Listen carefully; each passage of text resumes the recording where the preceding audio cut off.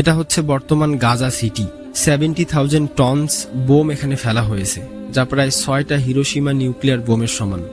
ইউএনের কথা মোতাবেক almost 90% Gaza Israeli military দখল করে আছে।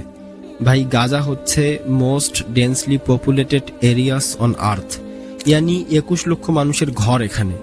এখন আপনি আন্দাজা করুন, গাজার 10% এলাকায় এই 21 লক্ষ মানুষ কোনোরকম টেন্টস বানিয়ে, তাঁবু বানিয়ে জীবনযাপন করছে। কিন্তু ইসরায়েলিদের কাছে এটাও সহ্য হচ্ছে না। নেতানিয়াহু আইডিএফকে অর্ডার দিয়েছে পুরা গাজা টেক ওভার করে নিতে, ফুল রিঅকুপেশন অফ গাজা। ইয়ানি গাজায় কিছু এলাকা এমন আছে যেখানে ইসরায়েলি আর্মি এখনো প্রবেশ করেনি, এখন সেখানেও প্রবেশ করে তার লোকদেরকে মারবে। আমেরিকা, যাকে ডেমোক্রেসি অব দ্য ওয়ার্ল্ড বলা হয়, আর পুরা দুনিয়ায় শান্তির ভাষণ দিয়ে বেড়ায়, তাদের প্রেসিডেন্টকে এই বিষয়ে জিজ্ঞাসা করা হয়, তিনি কি বলে জানেন? ইটস আপ টু ইসরায়েল, এটা ইসরায়েলের ব্যাপার, তারা যা মন চায় করবে। ভাই, কি বলবো আমি, গাজার বর্তমান পরিস্থিতি ভাই খুবই ভয়াবহ। কেউ গাজার লোকদের পাশে নেই। গাজার পরিস্থিতিটা বলে বোঝানো সম্ভব নয়। কয়টা ক্রাইসিস নিয়ে আপনি বলবেন?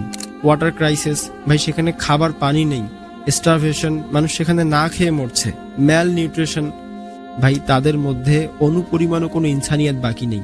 সবাই তাদের বিরুদ্ধে আওয়াজ তুলুন ভাই, এই দুনিয়াতে থাকার জন্য তারা যেন কোনো জায়গা না পায়, কারণ তারা কোনো মানুষ নয়।